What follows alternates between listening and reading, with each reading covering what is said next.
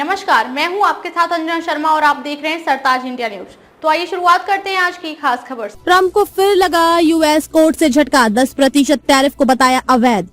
अमेरिकी trade court ने राष्ट्रपति डोनाल्ड ट्रंप के टैरिफ रणनीति को एक और झटका दिया है। कोर्ट ने फैसला सुनाया कि उनके हालिया 10% अस्थायी वैश्विक शुल्क 1970 के दशक के एक व्यापार कानून के तहत गलत है, लेकिन इन शुल्कों पर रोक केवल 2 निजी आयातकों और वाशिंगटन राज्य के लिए लगाई है। US court of international trade के 2-1 के फैसले का मतलब है कि ट्रंप प्रशासन की किसी भी अपील पर सुनवाई पूरी होने तक यह अस्थायी शुल्क अन्य सभी आयातकों के लिए लागू रहेगा।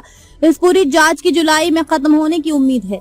कोर्ट ने फैसला सुनाया कि ट्रंप की तरफ से 1974 के ट्रेड एक्ट की धारा 122 के तहत लगाया गया ये टैरिफ गलत था। अमेरिकी ट्रेड कोर्ट का ये फैसला बीजिंग में चीनी राष्ट्रपति शी जिनपिंग के साथ व्यापारिक तनाव पर चर्चा करने से ठीक एक हफ्ता पहले आया है।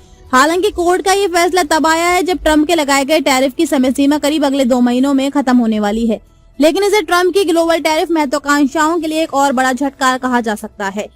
इससे पहले यूएस सुप्रीम कोर्ट करीब 3 महीने पहले राष्ट्रीय आपातकाल कानून के तहत ट्रंप के लगाए गए ग्लोबल टैरिफ को रद्द कर दिया था। ट्रंप ने ट्रेड कोर्ट के इस फैसले के लिए 2 कट्टर वामपंथी जजों को दोषी ठहराया।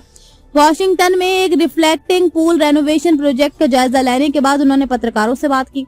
ट्रंप ने कहा, तो कोर्ट के फैसलों से मुझे अब कोई हैरानी नहीं होती, बिल्कुल भी नहीं। हमें एक फैसला मिलता है और हम उसी काम को किसी दूसरे तरीके से करने लग जाते हैं।